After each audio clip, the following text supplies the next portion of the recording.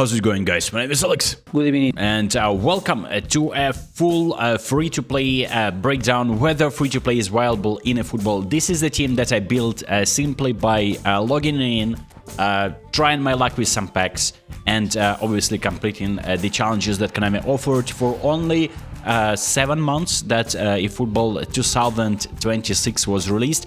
And if you take a look at my team that I started building 2 years ago and I started playing on console, it's a full complete free-to-play account. You wouldn't really believe that it's a free-to-play team, but it is indeed one, and my bench is also pretty stacked, as you can see, and I can introduce these players in the second half or even start them depending on the condition arrow. But I wanted to talk about the other team and play some games with it and see whether it is viable or not, and you'll be surprised by the results. I'm playing with Quick Counter Manager first and foremost. I think if you just started to football, if you're in the same position as me, you're like trying to build a team and you're struggling against smart assist users, against people who bought every single epic legend showtime card available known to man. This is where you should start, probably, is buying a manager. I bought 2 managers with saved coins so far. I have this Ruben Amorim. It's a free-to-play manager. He can play quick counter, but mostly he is playing outright. That's what people are playing. You could have claimed as well for free Gattuso and Cesc Fabregas, who is a possession manager. I think you're gonna be shooting yourself in the foot if you're playing possession against everyone who is set up like a coward with long ball counter and with smart assist as well. I'm not saying anything about long ball counter. I'm actually trying to master it myself these days, but I've been playing with Frank Rijkaard like this. This was an OG manager, so it's not viable. This season there was a different Rijkaard manager. I bought him for 750 coins, and he can play quick counter, and the playstyle is very nice. He adds to balance and tight possession. There is a link-up play which I am really not a big fan of, and you can see that it just prompts you to hoof the ball with a center back or like whatever, center midfielder, like a straighter from your half of the pitch into the attacking half, so that the winger is making the run in behind the defense. I kinda tried it, I didn't really like it. I'm playing a setup without wingers to begin with, and these are the players. I'm gonna be giving you the builds, showing you the footage of these players, absolutely tearing teams apart. And one of the most favorite players in this team, a free-to-play beast, is El Hadji Diouf. As you can see, I'm moving to the right to show you the stats. He has dribbling in 89 with a different manager I'm using right now, which is back in power. He gets 90 dribbling and 91 speed, and 95 acceleration, 90 finishing, and 91 balance. And also on top of that, he gets a little bit of physical contact. Of course, it's not a complete card, but for free to play, I gave him additional skills. I feel like he needs double touch. I gave him special double touch just to be a little bit fancier with that. And of course, I have one touch pass as a skill. You can give him through passing. You will notice that in this setup, you will need to play through passes a lot. This would be his build. Absolutely disgusting card, and I hate playing against him. This is a player Diouf Mbappe. I was lucky by pulling him in Player Duke pack with my free try. I also spent some coins on Player Duke packs, and that's where I think I got Courtois. So I spent 300 coins on this week's Player Duke pack. I wanted Valverde, but I got Courtois with 85 lofted pass and a lot of passing skills for a goalkeeper. He also scored one cheeky goal for me, which guess what? Guess in the comments how did he score it exactly. So in terms of Player Duke players, there is this Virgil van Dijk. His AD is very nice, so even though he has not like the best stats in terms of defending, his physicality is great, but his speed and acceleration are boosted, so it's not the fastest defender, but he can do the trick for you. Albert Ferrer was a player that you could have picked in the campaign a few months ago. Look at the stats, absolutely disgusting. The problem, he is short, so playing him as a center back, you're risking. If you're playing against Guler, of course he's gonna be dunking on you, even if you're giving him aerial superiority or whatever. The booster on him is stealing, and the build looks like this. I really like the build. I need to give him aerial superiority a little bit more convincing, to be a little bit more convincing in the air. On the right side, I had Matthaus Darmian. So defensive fullback is actually a pretty solid card. It was available for eFootball points. Nothing special, but he is doing the trick for me. I feel like playing with 2 attacking fullbacks in quick counter formation with 4 at the back. A little bit risky, but my other attacking fullback is Javier Zanetti. He's been a monster for me. Like, I changed the build so that it is fitting to play as a wing back, but even here he can cut for left back. He obviously will be able to defend for you. He has an agility booster. I prefer ball carrying on him, but this would be the build with agility booster. And in terms of my midfielder. This is Joelinton. I think he's available still. I'm not sure about that. 15,000 eFootball points. I made a defensive build. I need to give him additional skills. Maybe for like a blocker or something. This is just a free-to-play team that I rarely use. I only use them in this this entire setup in this video to show you how they play. Box-to-box as a single point, a little bit fraudulent, I think, because he's going to be vacating his position a lot, and for that you may just use some individual instructions. My individual instructions are defensive on Joelinton, so he's not joining the attack, he's sitting there deep, pretty much playing as an anchorman for me, and if I'm getting anchorman from the penalty challenge, Rijkaard, he's entering this team and Joelinton is getting benched. Another player that was lucky to get from this campaign, Matthaus. I just don't know what to do with this card. It's a little bit under-delivering for me. I tried different builds. I changed the defensive build to this one. His booster is ball carrying and the player progression looks like this. He never performed for me. I don't know what's up with this card, and I noticed the same sentiment in my comments. People are saying that this card is not performing for him, for them, for you. There's Olise. Now this is a crazy good card. I gave him some additional skills, as you can see. Has one touch pass. Interception is a random skill, but it's kinda cool because you're playing on the right side, you need to intercept the ball sometimes. Has a special double touch and acrobatic finishing. Of course, for the player progression, his booster is Fantasista. And it's a blitzcaller that has been scoring some blitzcallers for me. Nothing special. 90 finishing is what you need on your blitzcaller, I think. 93 curl and set piece taken as well. And finally, the card that I've been having the most fun with, I changed the build of my Neymar. As you can see, I downgraded his dribbling in favor of getting speed to at least 88. And for the player progression, this will do the player progression with a booster of ball carrying. So this is my main 11. For my substitutes, I have player Diouf, Guler, Alvarez, which is a great card as well. I packed his player Diouf card. He has been pretty decent for me in events, but I rarely use him in this team. Estiva player Diouf card as a prolific winger. If I'm trying to play him on the right side, playstyle unactivated, still a fantastic card. Dummy runner Raul has been a pretty unique card, and even then I liked him so much, but I couldn't start him just because I just feel like my other starters were better in my main team, so I gave him super sub skill.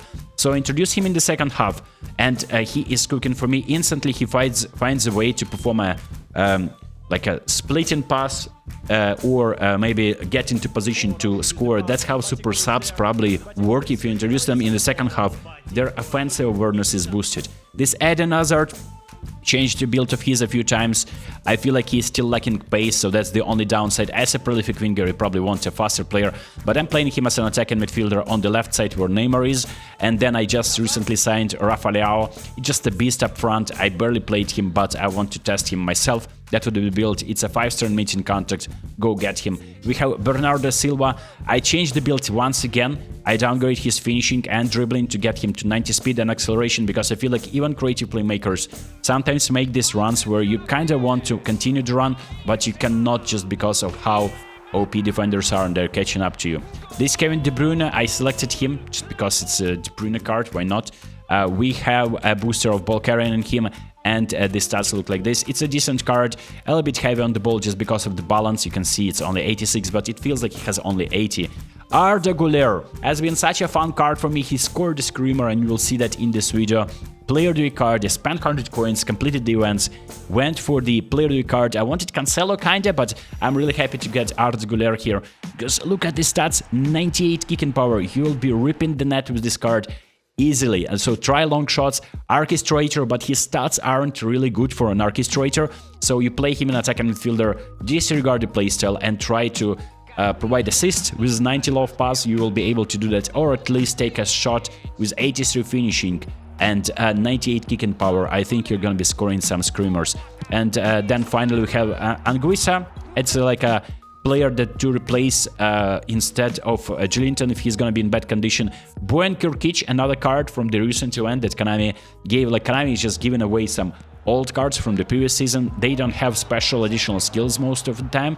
Now this card doesn't have anything, but in terms of finishing and making the runs, and somehow his offensive awareness feels like it's more than 83. Now the build will look like this, and of course there is a Fantasista booster on him. Eder Militao, just a regular nominating contact card, just to replace a center back that is in a bad condition, just in case I'm not starting him.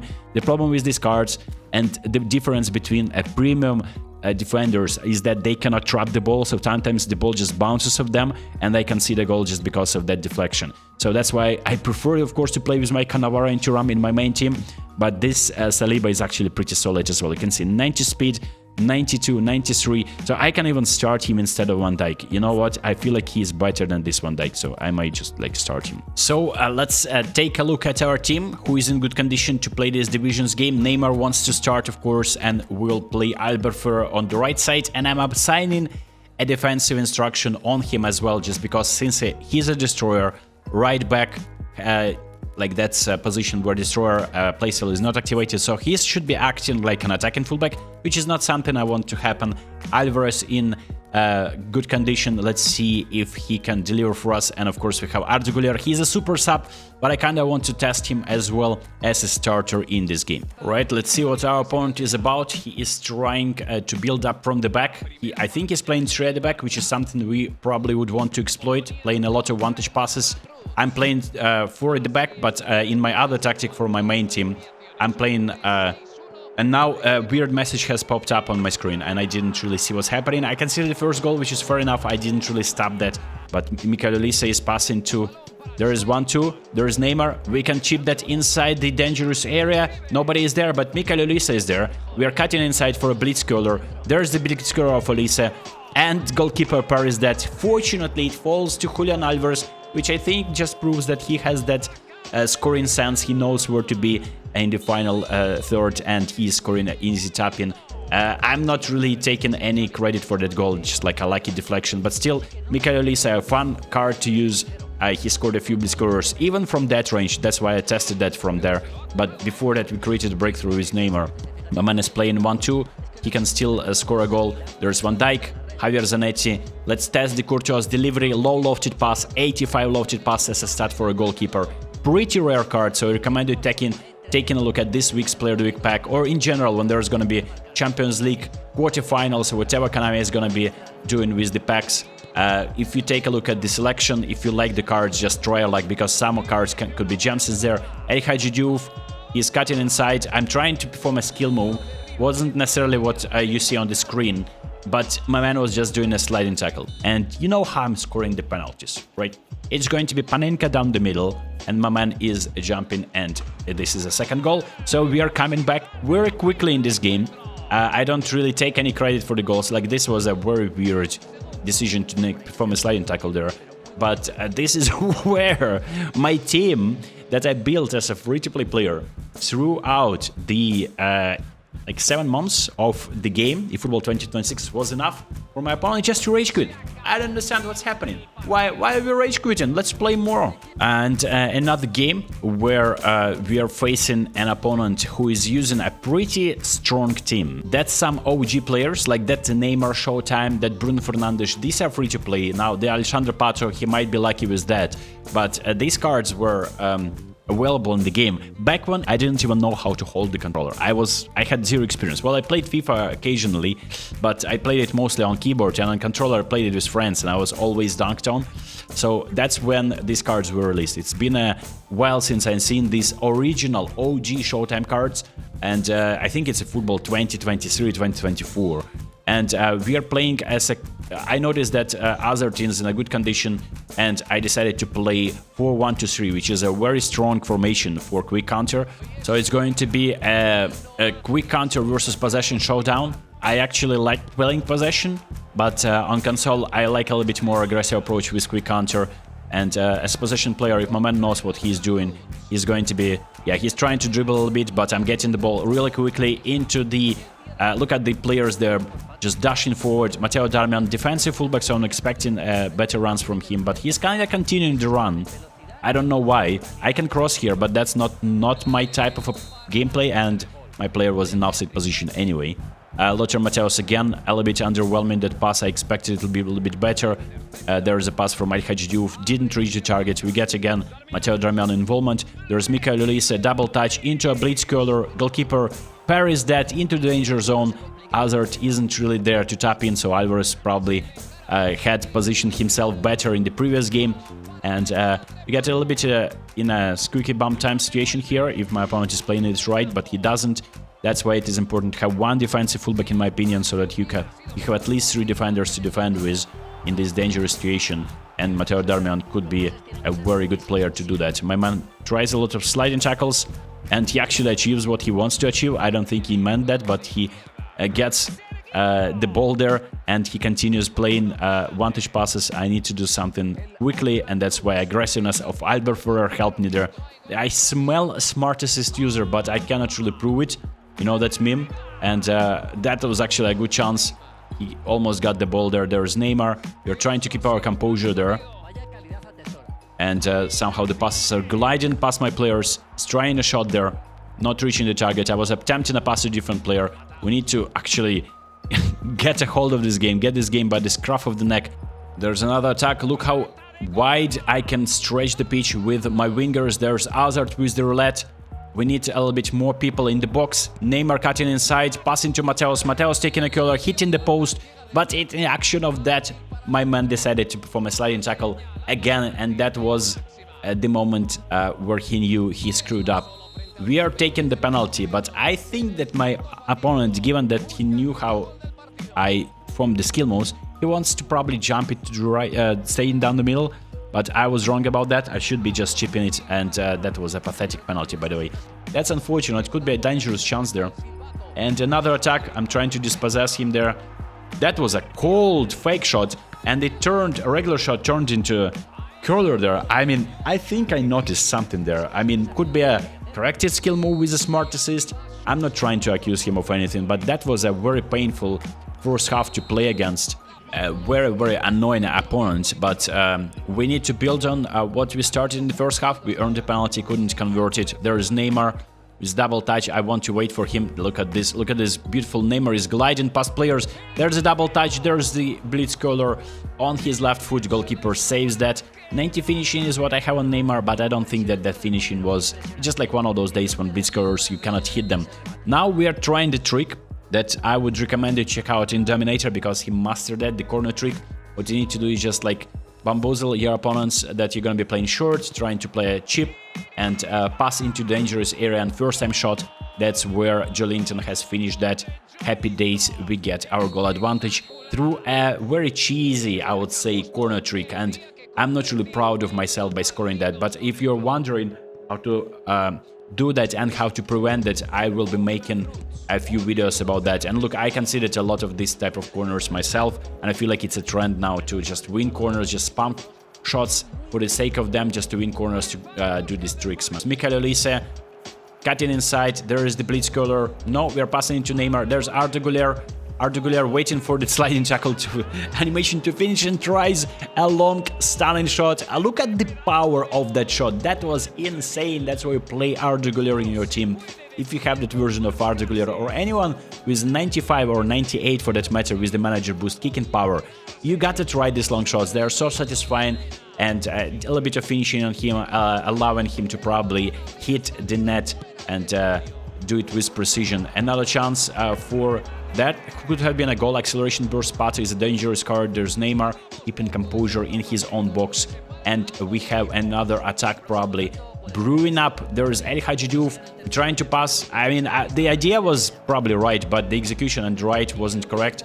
El Hadji Diouf was in the line of the pass. I don't understand. Deflections are still going my opponent's way. Even though I'm one man up, I'm kinda afraid that this can go terribly wrong. We're defending with William Saliba there. Look at Saliba. Great tracking back from Saliba. And we have another chance. There's a pass from Guler. Look at this vision. I love to see it. There's Boyan, double touch from Boyan. And we can cut back, wait for more players to get into the box. Guler, double touch. And that wasn't really a double touch. It was scoop turn. And my man performed sliding tackle in the timing was wrong. And I might just try this free kick with my Guler, but then I noticed that it is a loading screen again. We get another rage quit with this team, so that's still viable. Playing with free-to-play team is viable. It's just like when you're facing smart assist opponents, it becomes a little bit annoying. When you're facing smart assist opponents who have every final end game card in their team and using long ball counter and waiting for you to attack, and exploit your gaps in behind, and you're playing attacking instructions like or playing attacking formation and playstyle, then it becomes a problem. Well, anyway, I hope you enjoyed this video. I hope it helped you build your free-to-play team. If you have any questions, let me know about them below, and I'll see you next time.